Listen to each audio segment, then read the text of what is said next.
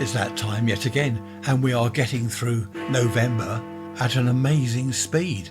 Before we know it, it'll be December. It's a lovely sunshiny day today, blue sky. We've still got leaves, and people keep asking about the cherry tree. That's why I keep mentioning it. How many leaves are left? There was Susan, Derek, Dave and Pete. How many? Yeah, I've got a list here. I'm not going to count them. There must be, I don't know, there must be about 30 or 40 leaves left on the whole tree. That's not many at all. The flag's wrapped round the pole. That's not doing anything. We have 16 centigrade, 60 Fahrenheit, 94% humidity, a lot of rain expected tonight, 1008 millibars, and hang on, the flag's woken up. Nope, we've got a wind now from the west. Yes, the cherry tree seems to become a bit of a thing. That's why I keep on about it. Thank you for all your emails about the cherry tree, the flag, the tortoise, and goodness knows what else. All this other nonsense I talk about a lot of the time. So what have I in store for you on this Sunday's episode? Do you know, I have no idea. I've got some notes here which I shall look through in a minute. I think I'm running out of stuff. What do I call this one? Something about villages revisited. There was a lot of interest years ago when I talked about the village I lived in. Do you remember that? Stories about the vicar and the local people in the village. Mrs. Fortescue, do you remember her? All perfectly true stories about the village I lived in. And a lot of you have said over the years, can we revisit the village stories? Is there anything else? Well, OK, I'll do my best in this episode to go through some more recollections of life in the village in the good old days. Just going to moan about adverts again. There was a wheelchair, not a wheelchair, a buggy thing. You know these electric buggies that whiz along the pavement, the sidewalk. They go zzz, going about 15 miles an hour, running people over. Well, they don't run people over. These buggy things. I saw an advert for one. It folds up and you can put it in the back of your car. Honestly, the terminology they are using these days, what is the matter with people? It turns, all right, it turns, you've got like a handlebar thing and you can steer it, you can turn it. And they say it has secure turn technology. What does that mean? Secure turn? You mean you can steer it? Is that what they mean? I give up with some of these adverts. Secure turn technology. Do you remember the vacuum cleaner? Direct floor engagement. Well, of course it's... let's move on from that. I can't understand. I just don't know what's gone wrong with advertising. It's mental. People who write this stuff, they need help. They need therapy, I think. I think half the world needs therapy, actually. Everyone's balmy. I'm normal. Ask Tricia or her sister. They know I'm normal. What was that other vacuum cleaner one? Oh, anti-hair wrap technology. It stops hairs wrapping around the brush roller. Well, it's not anti-hair wrap technology, is it? What a load of rubbish. Let's move on. Marilyn, nice to hear from you again. Yes, I know you're keeping an ear out. You're listening intently to every episode, in case I mention the C word. Marilyn has bet me the £5, if you remember. £5, I don't mention the C word. Thank you, Marilyn. You don't have to keep emailing me. I know you're listening. I know you're making notes. Right, let's go back to the village, shall we, for a minute? The village in the good old days. When I was parish councillor, I still can't believe that. I tell people I was on the parish council in the village. And they say, well, you? I don't know why they say it like that. You, as if, wait, why can't I do it? What do they mean? You. Nothing wrong with me. I was a good parish councillor. I was totally uninterested. I'd rather be down the pub. To be honest, I did my bit for the few weeks or months or whatever I was there on the parish council. I did my bit. People would come round and knock on my door and they'd say, there's a hole in the road outside my house. Oh, OK, right, there's a hole in the road. I'd make a note of it and I'd get it dealt with.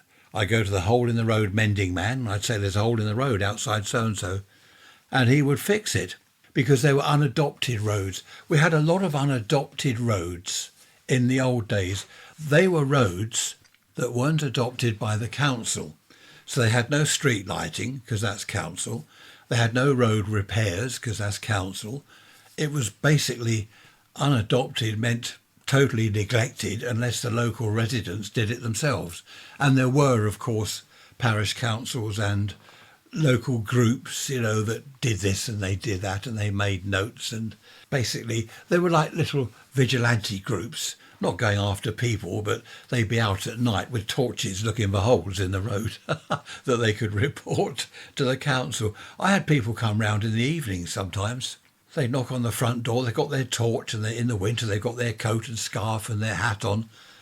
Hello, Ray, just come to report. There we are, there's a piece of paper. They give me the bit of paper. There's a hole outside so-and-so's house. The hedge outside number 23 so-and-so Avenue is hanging right over the pavement. The people there need telling off. They need to cut it back because it's blocking the pavement. I take the piece of paper. Okay, right, I'll put that in my piece of paper book to be looked at some stage. No, seriously, being in a village and having your own villagers looking out for things and looking after things, it's a good idea. The only trouble really with parish councils, you get one or two people that are overzealous. You know, it is their life. Their life is being on the parish council. They walk around the village looking for things, looking for trouble, looking for things that aren't right. Oh, look, wait, I make a note of that, you know, in my little book. Right, that's it. I've noted that. I shall report on that at the next meeting. No, I better not say that word, had I? In the main, the whole thing works well, the parish council. I don't know what sort of powers they have these days. Parish council, I don't know whether they've got a lot of power at all. So if, for example, the government says, or the local main sort of council says, well, we're doing this and we're doing that, I suppose the parish councillors, they can object. Not that that will get them anywhere, I wouldn't have thought. I think I was too young to be on the parish council back then, really. I didn't take the job seriously enough. I think I've told you before, I was sort of led into it. This friend of mine, oh, come on, we've just had a chap leave. You'd be good on the council. I was coerced. That's a good word, isn't it? I was coerced. I didn't last too long, though, because it just wasn't me. Had I been older, had I been perhaps 50s, 60s, something like that, then I might have been better at the job. I'd have taken more interest. I don't think I could do it now. People have said to me, why don't you volunteer at Amberley Museum on the radio side? Because they've got a whole radio set up there where they talk to other radio amateurs. They've got the aerials, the transmitters all set up. But very few volunteers, because you've got to be obviously a licensed radio ham to go and run the thing. Now, I can't do it. A lot of other people can't do it. So most of the time, there's no one in the Radio Shack, which is a shame because it's great. You know, it's got its own call sign. What is it? GB2CPM, Golf Bravo 2, Charlie Papa Mike, Chalk Pits Museum, that stands for. And it's all set up, ready to go, just switch on and start chatting to people around the world. I can't commit to that. I can't say, OK, every Friday I will be there for 4 hours during the afternoon. We've got so much going on, I can't commit to things like that. And you have to be committed. If they put on their blurb, the Radio Shack will be on the air every Friday afternoon, and then I don't turn up, it's all, well, it won't work properly, will it?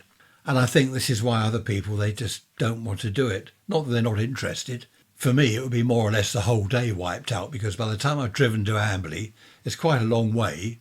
Spend 4, maybe 5 hours there, then drive back. It's just all too much. Just had a phone call from brother-in-law, that's my sister's husband. Had a nice chat. We don't often chat to each other.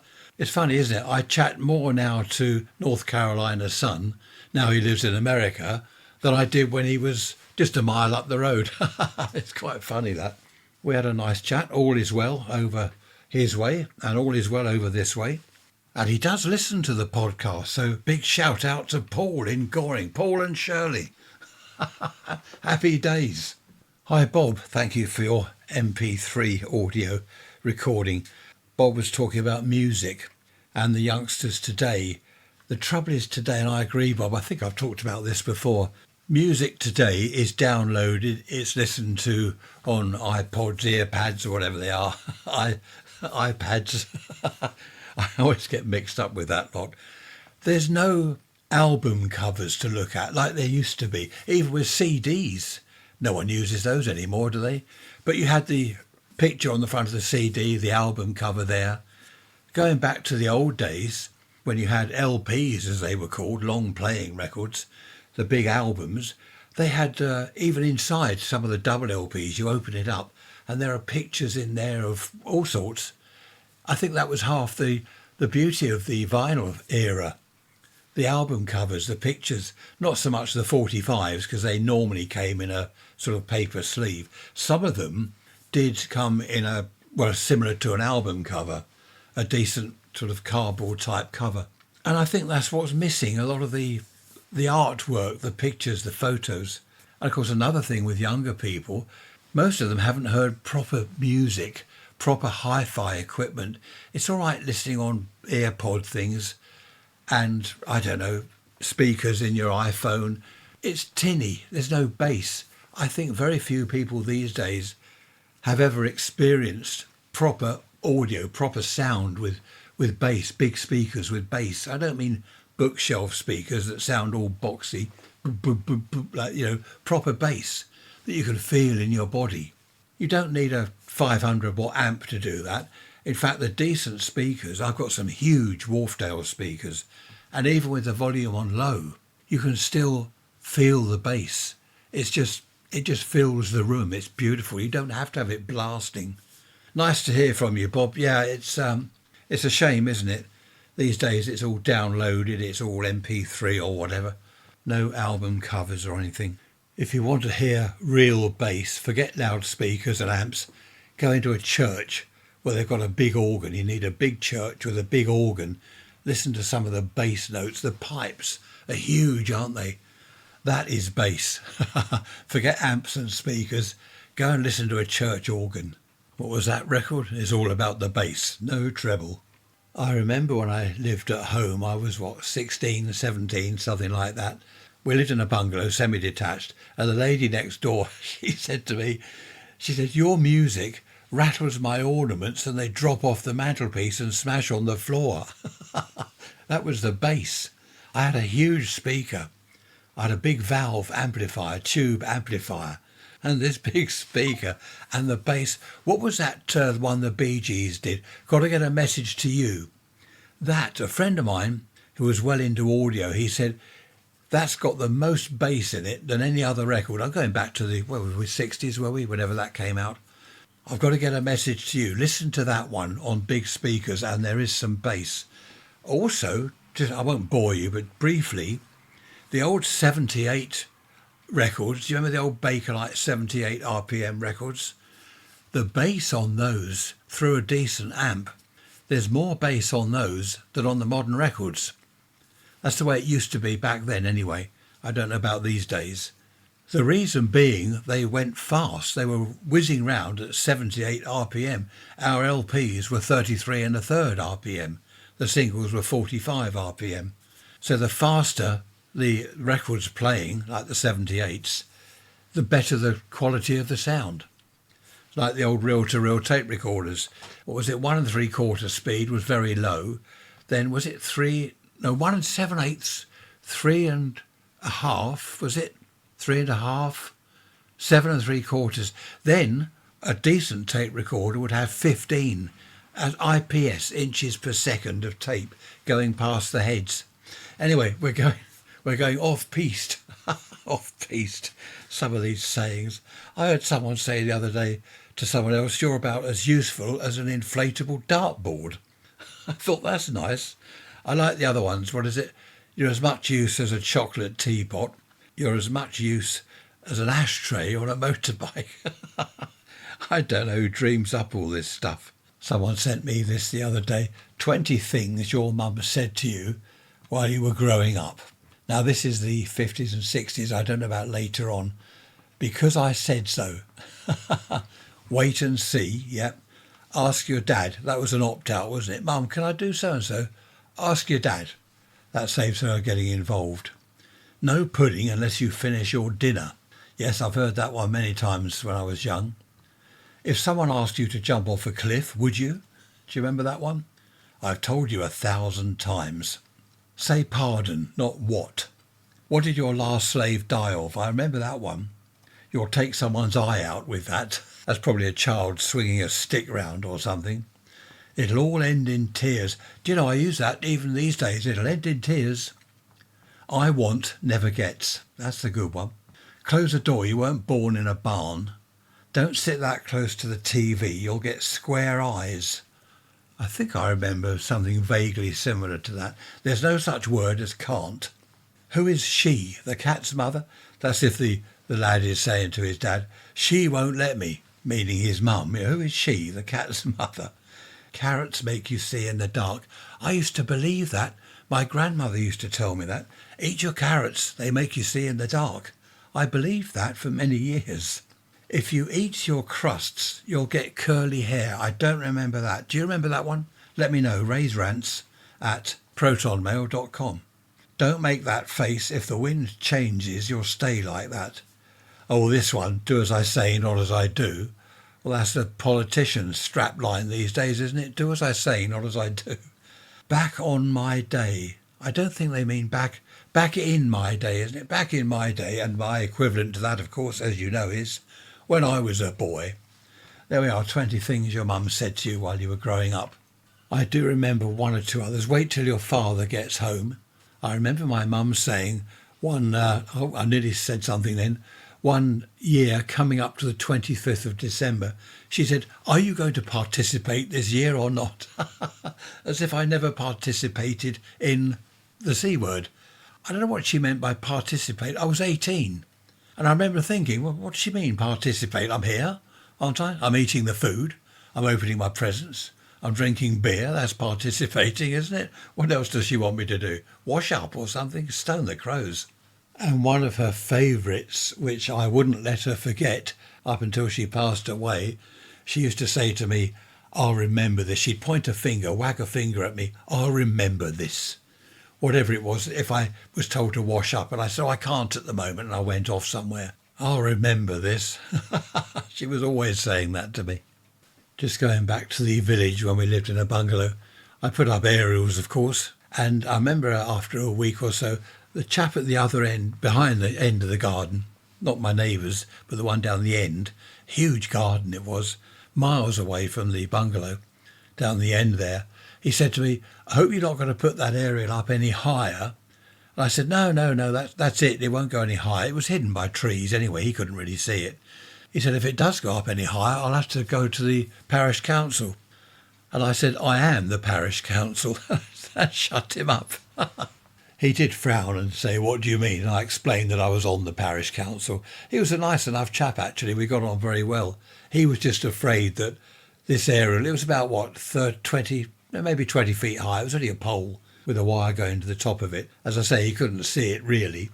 But he was concerned I was going to put up some kind of 100-foot tower, at the end of the garden, overshadowing his house the other side. But we got on very well. Funny thing is, in a village, they say everyone knows everyone and what everyone's doing, everyone else's business. That's not actually the case. It is to an extent.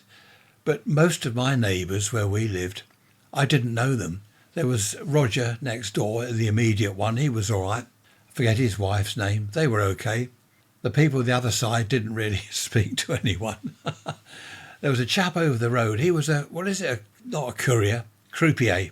He worked in London. He got the train up there every day. Well, I think he worked at night in the casinos. And he used to say to me, you get these Arabs or whoever they were coming, and they put $5,000 down on the table. $5,000. This is back in the 70s. Amazing. No, early 80s, I think it was. Amazing, isn't it? He was a funny chap. He said to me, these bungalows are rubbish. I said, well, what do you mean they're rubbish? Oh, they're built out of just rubble. Not proper bricks, just old bits of rubber, and they're just thrown together because they were holiday homes. And I said, well, from what I've seen, when I've been putting up cupboards and things, the walls are solid. But he was a strange bloke. They weren't built out of rubble. They were decent places. They've been there, when was it? I think it was 1932 ours was built. And it's still standing today, and it'll be standing in 100 years' time, not like this modern rubbish. At one of the parish council meetings, we were in the village hall up on the stage, and the audience, they were the local residents. This lady put her hand up. One of my fellow councillors said, yes, what's the trouble? How can we help? I want a brick wall across the front of my garden, along where the path is, the pavement, about 3 feet high. And he said, yes, that's fine. You don't need planning permission for that. That's just like a fence. You don't need a planning permission. And she said, oh, that's good. When can you start? And he's looking at us, looking at me, and he said, well, what do you mean? We don't build walls. She said, oh no, I know you don't. And she laughed. She said, but when will you get a builder to start the work? And he said, no, it's up to you. You know, it's your garden. You want a brick wall, you organise it. She said, oh, I have to organise it. OK, so do I send you the bill? And of course, we're looking at each other like, well, what's this woman? She's balmy. And he said, no, we don't pay for it. She said, but you're the parish council and it's along the pavement, so surely you have to pay for it. And he tried to explain, and the other people in the audience, well, it's not an audience, was it? The other members of the public were explaining to her, no, you build your own brick wall. They don't pay for it. To be honest, I don't really think we needed a parish council.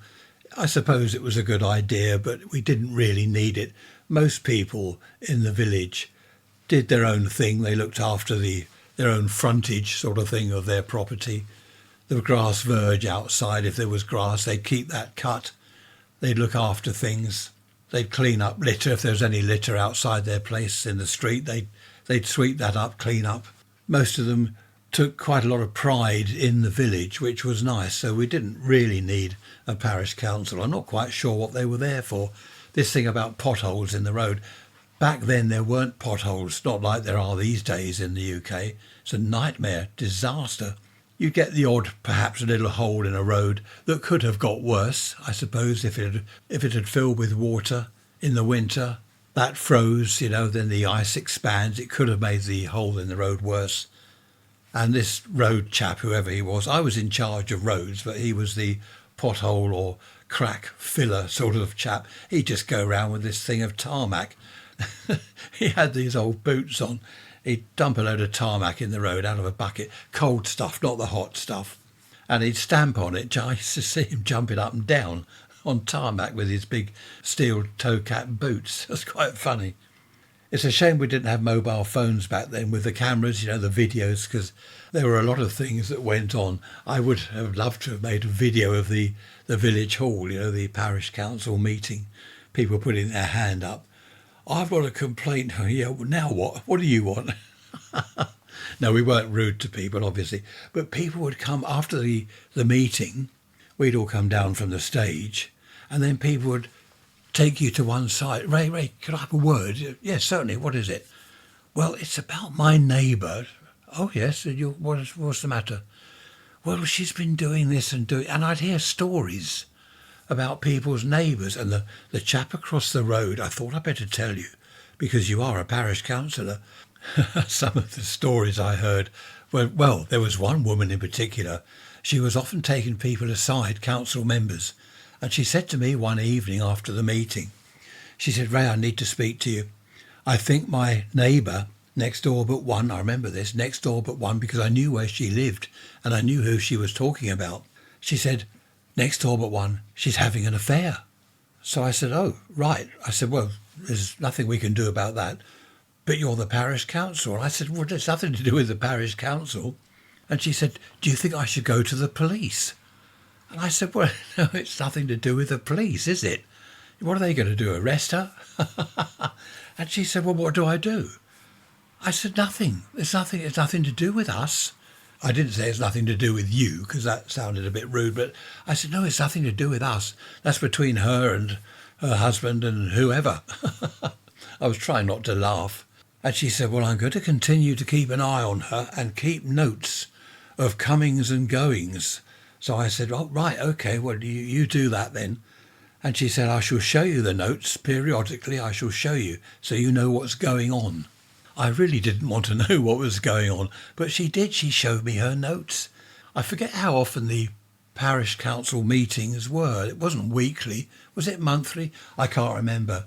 Whenever we had a meeting, she'd show me her notes. And if I saw her in the street, she'd call me, Ray, look. And she'd get this little book out. Look, 11:30 last night, this happened. And the other morning at 10 o'clock, her husband was at work and blah, blah, blah. And she'd read out all these details of what this woman just down the road from her was getting up to. It's quite funny. As people get older and they perhaps live on their own, they've lost their husband, their wife, they live on their own. Family are obviously working all the time. They're busy. They can't keep popping round.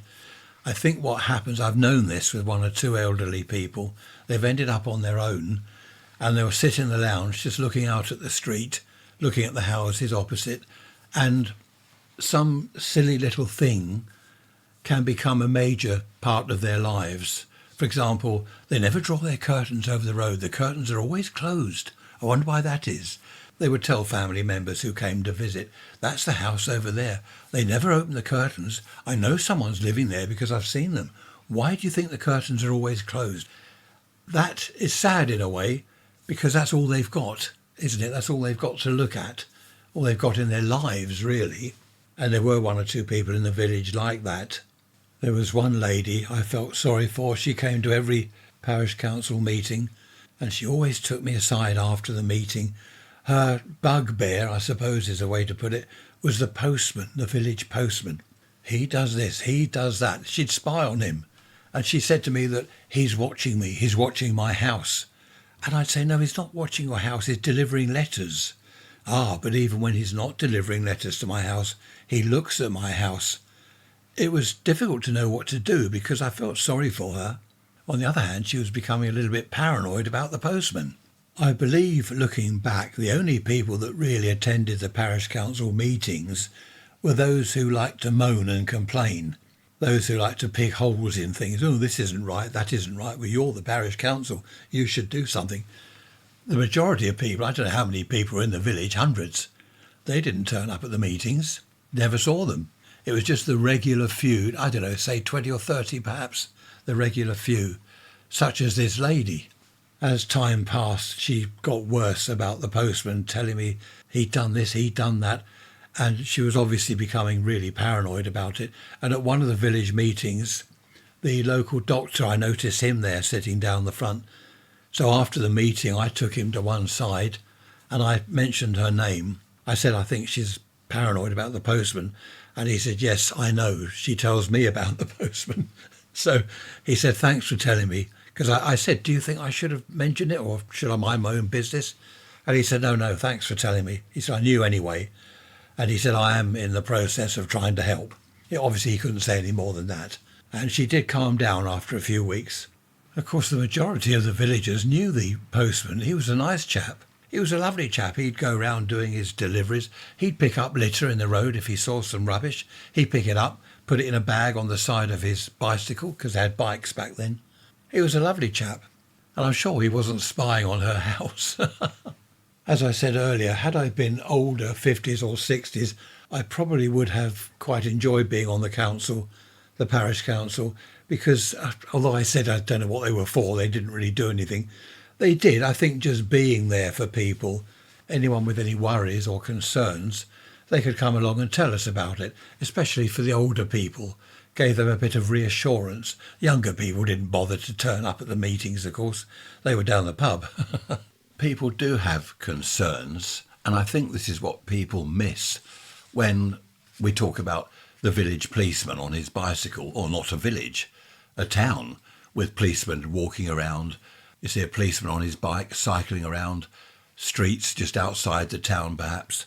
It was brilliant when I lived in the village because, as I've said before, our local copper, he'd cycle past on his bike, and if I'm in the front garden, he'd say, morning, afternoon, everything all right? And I'd say, yes, fine, thanks, as he cycled past. If there was a problem, if there was a concern, I could say, actually, could I have a word? And he would come over on his bike. Yeah, what's the trouble? What's it about? What's the matter? And you could have a chat. That put people's minds at rest. You might say, for example, there were some children mucking about. There's a little gang of kids and they were going in people's front gardens, ringing doorbells and running off. He would probably say, yes, I'm aware of the kids. I know who they are and I'll be having a word with the parents. So it was just nice to have that. But of course, these days, there is no local copper on a bike. In fact, if you phone the police, they're not interested. Well, I won't say they're not interested. That's probably unfair. They haven't got the time. They haven't got the resources.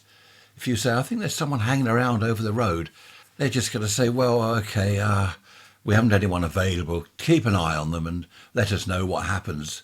Looking back, I think the parish council on the village did actually do quite a lot of good. They were there for people's concerns, although some of the concerns were my neighbours having an affair. Not really a concern that the parish council would get involved in, of course. I think people, not only in villages, anywhere, people looked out for others more than, for example, the milkman. We don't have milkmen now, well we do, but only one or two. In the old days, the milkman, he would notice, for example, there's a newspaper from yesterday sticking out of someone's letterbox in their front door. What's that doing there? Why haven't they taken the paper in? The milk bottles that he left there yesterday, the pints of milk, they're still there from yesterday morning. Are the people away? If they are away, why didn't they cancel the milk? And he'd knock on the door. No answer. He'd knock on the neighbour's door. Do you know where they are? Is everything all right? And if he had to, he'd get the local copper to come round. It was things like that it gave people reassurance, didn't it? They were reassured that people were looking out for them. We do in our road. We've got a WhatsApp group in our road, and I think most of the houses here, most of the people are on the WhatsApp group. And that's nice. We look out for each other. For example, a little while ago, someone said there's a white van that parked. Chap got out and is looking at houses. Now, it could have been a delivery driver, but he seemed a bit suspicious. He's looking at houses, studying houses. In the end, he got in and drove off. He didn't deliver anything. So now, on our group, we're all aware of that. Just keep an eye open for a white van, someone wandering around looking at houses. It's nice. It's reassuring. When I lived in the village one evening, a chap knocked on the door. I went to the front door. It was a young chap in his teens, and he had a moped with him. He'd wheeled the moped up to the front door, and he just said, "Have you got a screwdriver?" And I said, "Oh, sorry, what for?" "I've got to fix my moped." I said, "Sorry, all my tools are at work," which they were. I'd taken them on a job. All my tools were there. I didn't even have a screwdriver. I suggested he try the chap next door because he had tools. He had a vintage car he was always working on. I said, try him. He didn't try the chap next door. I looked out of the lounge window. He was on our path by the front door, tinkering with the moped, with the engine. And he was there for a good half hour or so. Now, the next time I saw the copper, I mentioned it to him. And he said, yeah, I know who he is. He's perfectly harmless. He said he does tend to go around people's houses asking for tools and things. He said, although he's harmless, he will run off with a tool. If you give him a screwdriver or lend him a pair of pliers, he'll run off with it. But he's perfectly harmless apart from that. Susan, nice to hear from you. I haven't answered your email yet. She says, for Sunday, why not talk about the strange things we now have in our food? Couple of examples. The yellow spread we put on bread, we used to call that butter, didn't we, in the old days? If we don't use proper butter, it may contain palm oil, palm kernel oil, rapeseed oil, water. No wonder it tastes awful. It does. It does, Susan. It tastes dreadful. You can't beat the real thing. And if you don't eat it to excess, it shouldn't be bad for you. I also hope that I'm buying milk that doesn't have that additive that affects the digestion of our cows. I've heard about that. I forget what it's called, but I have heard about that, Susan. She says with all that's going on in the world at the moment, you wouldn't think that a few cow would be a problem. I can't say that word. I think gas is a better word, methane. Cows blowing out some methane gas. So thanks for that, Susan. You're quite right. We don't know what's in our food. This is why I'm so pleased that Trisha's hobby, or one of her hobbies, is cooking. We know exactly what is in the food. She makes her own bread. We know what's in the bread. There aren't additives. She makes everything herself. Obviously, we don't make our own cheese. That's an idea, though, isn't it? But seriously, we do buy cheese, and I'm not sure what's in that. They used to put rennet in cheese, didn't they? But now I think all cheese is rennet-free. I won't go into what rennet is, because you might be eating your breakfast or enjoying your evening meal. There seem to have been so many problems with food colourings and additives that they put in things. It doesn't agree with some people with their digestion and their bodies. They don't like it. It's the same with sweets, isn't it? Look at the colourful sweets you can get these days. It just makes you wonder what's in these sweets, what sort of chemicals they are. I remember years ago when lager, instead of beer, well, lager is a kind of beer, but when lager first started coming on the scene, people used to say, that's not beer, it's all chemicals. Well, it's not all chemicals. It is made from whatever. What's it made from? Is it, I don't know, wheat? But it's not like proper beer. And apparently, allegedly, there are chemicals in lager. Mind you, there are probably chemicals in everything. You can't get away from it. But you can, to a greater extent, preparing your own food, cooking your own food rather than buying ready-made stuff. Also, of course, growing your own food if you can. If you've got a plot of land, grow your own food, vegetables. And don't put, what is it, DDT they used to put on stuff? Not TNT, that's dynamite, that blows things up. I think it was DDT, wasn't it? Some fertiliser. Anyway, if you grow your own food and you don't put weird stuff on it, then you know it's going to be, well, as best as it can be. I downloaded an app a few months ago, quite a good app. Is it Yucca or something it's called? YUKA. There's a picture of a carrot on the app. And what it is, you scan the QR code or the barcode on food packaging and it tells you about it. And I scanned, out of interest, my deodorant and it said, this is bad. It was red, not green, it was bad because it's got aluminium in it. And I thought, well, why have we got aluminium just to stop me smelling? Do I need aluminium spread all over my body? So I looked at another deodorant. In fact, Trish found another one. We scanned that. That was green, perfectly good, it said. So we've changed over to that. That just made me wonder, what is there in food and deodorant and toothpaste and soap or anything? What is there that we don't know about? Normally you wouldn't know. If someone said to me, do you reckon there's aluminium in deodorant? I'd say, well, of course not. That's a metal, isn't it? Why would they put metal in deodorant? Of course not. But there is, allegedly anyway, according to the app. Stephen, nice to hear from you. Stephen says, why do we have to put up with graffiti everywhere? Stephen lives in London. He said the trains, the underground trains, there's graffiti all inside them, on the outside of them, on bridges. Wherever you look, there's graffiti and there's litter in the streets. He said the place is dreadful. Not sure whereabouts in London you are, Stephen, but it's not too bad down here. We do have graffiti down here. There's not really a great deal of litter down here. This is going back, Stephen, to what I was saying earlier about people taking pride in their village, as most of us used to. We took pride in the village. People don't take pride anymore, do they? I've seen kids up our road, teenagers, they're drinking out of a can as they're walking along. They just chuck the can on the road. When it's empty, just chuck it in the road or in someone's garden. I've seen that many times. What I do is go out there and pick the can up and put it in the bin. But I've seen other people walk along the road. They don't pick the can up. They kick it down the street.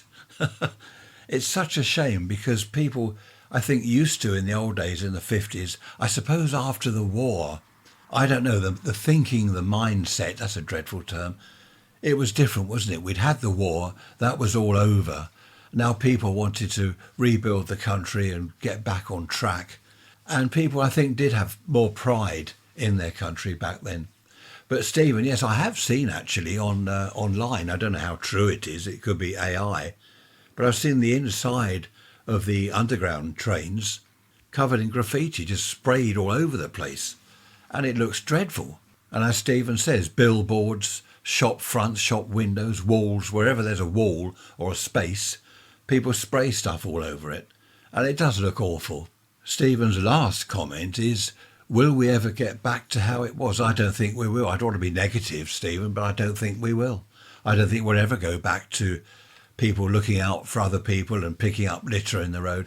I would imagine the majority of us still do that, but it is on the decline, isn't it?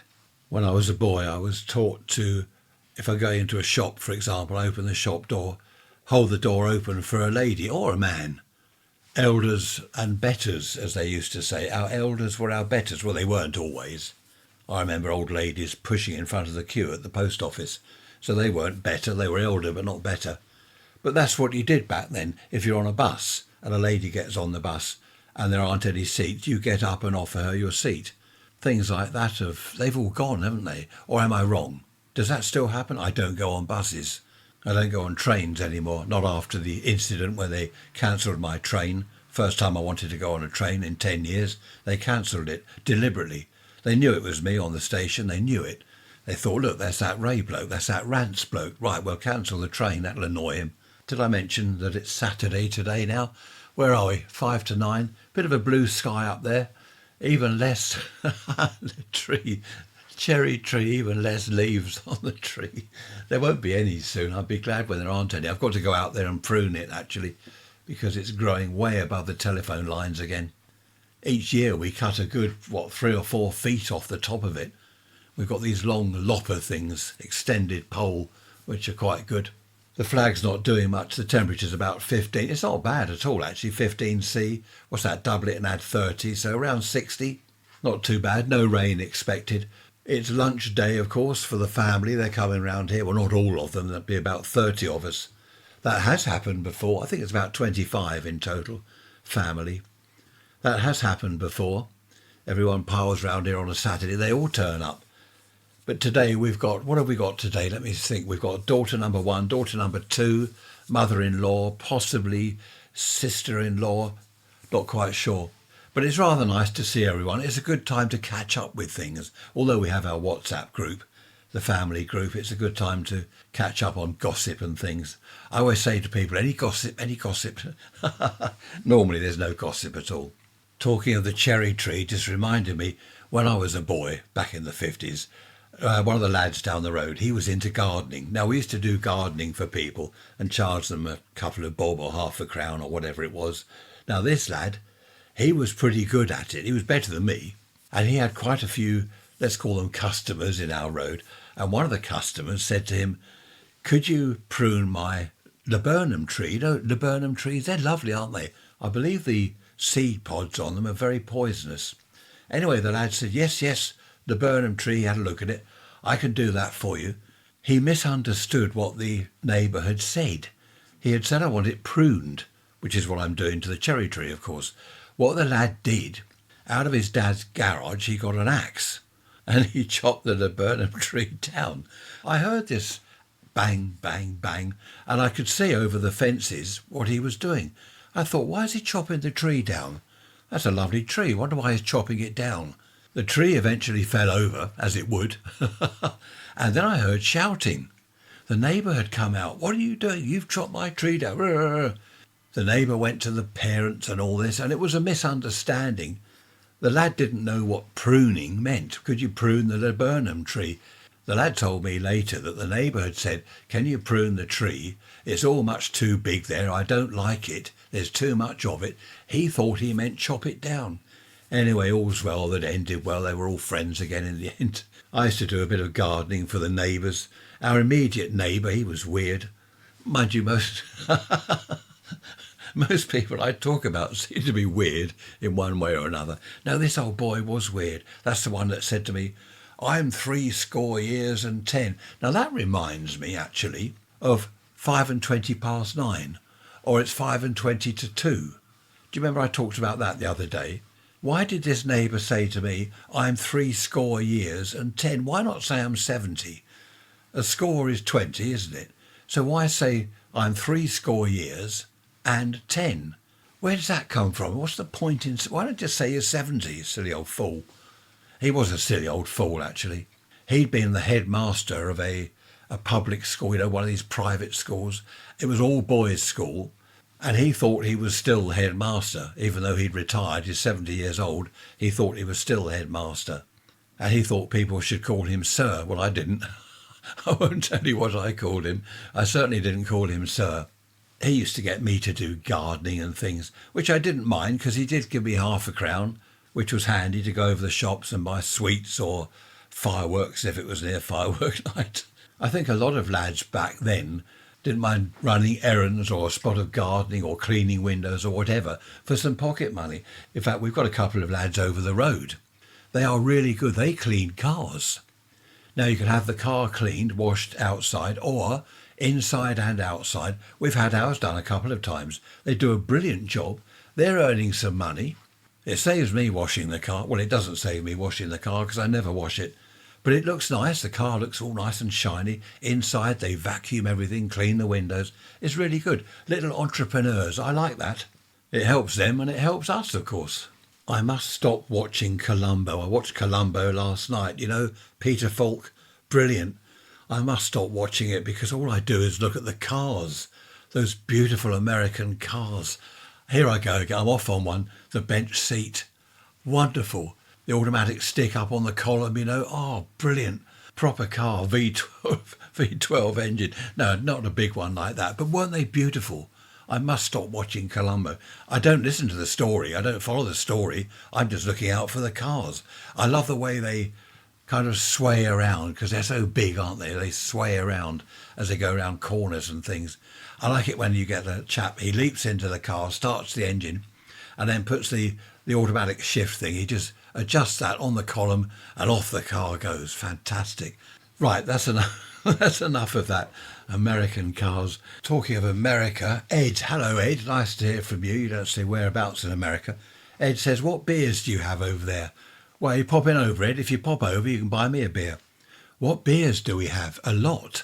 He says, in particular, what are these real ales? Don't you have real ales in America? Real ale. What is a real? Well, a real ale, to be absolutely correct, is an ale, a beer, in a barrel that is still fermenting. I think that's what you call a real ale. There's this Canberra thing, isn't it? Is it Campaign for Real Ales or something? Canberra, they call it. I think a real ale is something in a barrel that is still fermenting. Don't quote me on that, but the real ales I have are in bottles or cans. Old Speckled Hen, Grumpy Old Fart and things like that. Silly Old Fool, stuff like that. Tanglefoot, that's a nice one. And I don't think that they are technically real ales because they're not fermenting in the can or the bottle. But we do have a lot of ordinary beers in the pub. What can you get? IPA, of course, India Pale Ale. Guinness, I don't like Guinness. I've tried that several times over the years. Then there's the lagers, of course, just various lagers. A lot of pubs have different beers. The lagers are Carlsberg, Foster's, Stella Artois, is it? What are the beers that they have? There are so many beers. London Pride. There really is a good selection, in a decent pub, a good selection of beers. They do sell these bottled so-called real ales in the pubs, though, Eds, as well. You can buy Spitfire, Hobgoblin, that's another one, that's nice, Hobgoblin. Doom Bar. Now, Doom Bar is a good real ale. They have that on tap. They've got that on the pump, on the bar, you know, the barrel stuff. That's nice. And some pubs, mind you, we're losing the pubs at a rate of about 1 million a minute. Some pubs have the barrels on the back of the shelf at the back of the bar with a tap on. Now, that is a proper real ale. When they move the barrel, when they put the new barrel on, you have to leave it, I think, for a couple of days to let the sediment settle to the bottom. Otherwise, you get a pint glass full of cloudy beer. But yeah, I wonder why you're interested in that, Ed. You haven't said you're coming over here for a holiday or anything. So if you do, ask for a pint of Doom Bar or something like that. If you do, though, Ed, email me. Let me know when you're coming over. Perhaps you'll come down south here and you can buy me a beer. In the old days, the elderly people listening, elderly ladies, do you remember Baby Shab, Cherry B? They were the ladies' drinks back then, weren't they? I don't know when lager, we've spoken about this before, I don't know when lager came in. Was it the 60s? I don't think lager was around in the 50s. If it was, it wasn't popular. In fact, even in the 60s, lager wasn't that popular. I used to go into the pub with my brother-in-law, hello again, Paul, and we'd have DD, Double Diamond. And I do remember asking for 2 pints of DD, please, and the girl said 32 pence, 16 pence a pint, 32p for 2 beers. It was DD, Watney's Red Barrel. They're all disgusting. What else was it? I can't remember. You'll remember, Paul, let me know. The ladies had the Baby Sham or Cherry B or vodka. It was vodka and, not so much vodka and tonic, vodka and Coke, vodka and lime. That was the one, vodka and lime. Then when lager came along, people would have a lager top, which was almost a pint of lager, topped with lemonade, which was disgusting because it ruined the lager, or lager and lime, which was equally, if not worse, more disgusting filth. Lager and lime. So you get a pint of lager, then they put a shot of lime into it. That was disgusting. Lager shandy, that was a rip-off. Half in your pint glass, half a pint of lager, half a pint of lemonade. The same price as a pint of lager, and lemonade is cheap as chips. I never got into spirits. I don't like whiskey, gin, vodka, all that lot. I don't really like beer, to be honest. If I have a beer at home, it's just perhaps a couple of real ales. If we go out to the club for the music quiz, I will have perhaps 3 or 4 pints of that disgusting lager. I don't like drinking more than about 2 pints of real ale because I fall over. Well, I don't fall over, but it's too much. It's too strong. And of course, it all costs a fortune now. If you go to the pub, you need 50 quid in your pocket easily if you're going for the evening. And that's not because, you're going to buy like 50 pints. Just having a couple of drinks each can cost a fortune these days. Back in the 70s, a lot of people brewed their own beer. You could get all these beer kits and wine. They made their own wine. Some people, one or two people I knew back then, they distilled their own vodka and things. I don't know. I never tried it. I think that must have been something like 100% proof or 100% alcohol by volume. I made some homemade beer, put it into the bottles. What I didn't realise was it was still fermenting. I put the bottles in my mum's airing cupboard. Do you have airing cupboards in America? You probably don't know what I'm talking about, do you?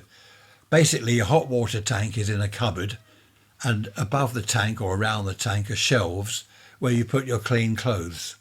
And it airs them, the warmth from the tank. Anyway, it was just right for beer because you had to keep the beer at a fairly warm temperature in the bottles. So I put all these bottles in there that I'd made. And one evening I heard this explosion or several explosions. What's that? Luckily my parents weren't around. I opened the door, the airing cupboard door, and several of the bottles had exploded. And there's beer all over the clean clothes. There's beer everywhere. My mum, when she eventually got back, she went ballistic. Anyway, that was quite, well, it wasn't funny at the time. But the rest of the bottles that were okay, I tried one. It was awful. And there was a party that weekend at a chap's house. Malcolm, his name, there was a party. And I took some of the bottles over there because you always took some beers, to a party. Bring a bottle, as they used to say. So I just sort of dumped these bottles in the kitchen at this party. And people were drinking them and they seemed to like them. I heard one or two people, oh, this is all right, this is nice. What's this then? Plain bottles. Yeah, who brought this along? I didn't say it was me. I just kept quiet. I hope they weren't ill the next day, but they seemed to like it. My brother-in-law's brother, that's Paul's brother, he used to make homemade beer, but he'd do it properly. He went and bought hops. Hops from Kent. Well, he didn't go to Kent, hop picking. But he used to use hops and make proper real beer with hops because the kits were, well, they were okay, but, you got all the bits and pieces. Was it the finings and bits and pieces like that? You could buy all the kit, the barrels and was it the hydrometer to check the alcohol content and all that stuff? It was very popular back then. As I say, I tried it, but after the explosions, I think I was making bombs, not beer. So I gave up on that. Of course, the clean clothes weren't only covered in beer, they were covered in broken glass as well. So as I said, my mum was not a happy bunny. Yeah, ballistic, I think is the word. One chap I knew, he made his own tobacco. He smoked a pipe.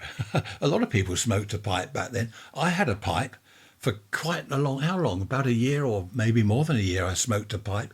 That was disgusting. I used to put the pipe in I had a leather jacket and the top pocket, the outside top pocket, the breast pocket, I'd stick the pipe in there with the bowl sticking out of the pocket. And of course all the horrible, what's it called, the spit and the nicotine and the brown filthy liquid would run out of the pipe into my pocket and my jacket would stink, absolutely stink of old tobacco and filth. But this friend, well, he wasn't a friend, this chap I knew, he grew his own tobacco plants. Now, they weren't tobacco plants. I remember looking at them and I don't know what it was. It was some kind of weed. By weed, I don't mean cannabis. I mean ordinary garden weeds. I don't know what it was.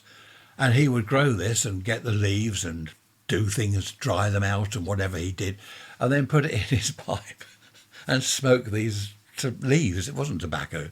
And that used to stink, but he quite liked it. I remember he'd go out into the woods looking for these weeds. I don't know what weeds they were, but it didn't do him any harm. Well, I suppose no more harm than proper tobacco. But yes, he made a load of that and he'd keep it in a tin. Do you remember who used to roll their own cigarettes in the old days? Do you remember in your baccy tin, you keep a cabbage leaf? Who remembers that, to keep the tobacco moist? I did that when I rolled my own cigarettes. I smoked for 42 years, stone the crows. I'm still here to tell the tale. I was lucky. I got away with it. I know a lot of people that had all sorts of bronchial trouble and what's it called? I forget what it's called now. Not bronchitis, there's something else, isn't there? But I was really lucky I got away with it. 42 years of smoking. Most people gave up. They got into their 20s, they got married, had kids, and they gave up. But I didn't. I carried on. I've just checked on my Find My Friends app, and mother-in-law is not far away. She's not far away. So I shall say goodbye to you in a minute and then go and show my face, say hello to her, catch up on the local chat about the buses and how the crossing gates were closed for 3 trains and all that stuff. Excellent. I don't know whether you have railway crossing gates near you, but we've got 3 stations in my hometown here, and we've got, how many crossing gates have we got? I don't know. 2, I think, only 2, because the other 2 are bridges, but they always seem to be closed. And sometimes you sit there in the car waiting for the gates to open, and there can be not only 3, 4, but 5 trains go through. It really does delay the traffic. You get build up of traffic. Police, ambulance, fire engines, they can't get through. We do have a bridge fairly close to us over the railway, but there are normally queues to get onto the road to get onto the bridge. So you can't win. Too many cars, too many people, and all that old stuff I bang on about year in, year out. Too many people, too many cars, not enough houses, of course. Same old story. What is it they say? Same old, same old. Of course, in America and Australia, I believe, don't you have freight trains that are like 5 miles long? Imagine waiting at the gates. I've seen videos because I love the freight trains. I love the Australian, the American ones. The gates are closed and there's a chap videoing, and the train, honestly, it seems like hours it's going past. You hear the broken wheels, don't you? As they go past, cracked wheels, massive containers on these things. You get, 2 or 3 diesel engines in the front, a couple in the middle, 2 or 3 at the back. Fantastic. I would love to see. I've said to North Carolina. I moved you then to South Carolina, Stone the Crows. I've said to him, because he's seen them, I've said video them. I don't think he's got time to sit there for half an hour waiting for a train to go by and video it. I would love to see that. I'd love to ride on them. They call them engineers, don't they? Not drivers. Here we have train drivers, you have engineers. Fantastic. Honestly, there's something about a freight train about 5 miles long. I don't know what it is. It's fantastic. Anyway, enough of that. So I suppose in comparison, our 5 trains doesn't take that long. What's it take? 10 minutes at the most. You have to sit there for hours. Happy days. Okay, that'll do. I've bored you enough. I shall see you on Wednesday. Mother-in-law's just arrived, by the way. I shall see you on Wednesday with a midweek message. Be good, be bad. If you're bad, don't get caught. What else was I going to say? I can't remember. That will have to do. Oh, Susan, by the way, Susan, I'm not speaking in code to Susan, but JS8, Susan, that's our secret code word, you see. I downloaded the program and it was fine, but I wouldn't like to reassure you that you should go ahead and download it yourself, because if it's full of whatever then it'll be my fault. So I don't know what to suggest. That's the trouble these days with programs, isn't it? Do you download it? The computer says, oh, this isn't safe. I'm not sure about this. You go ahead and download it or not? I don't know what the answer is to that. Thanks for listening. Enjoyed your company immensely as always. I'm now going to say hello to mother-in-law and pick up a load more fig leaves from the back garden. See you on Wednesday. Bye-bye for now.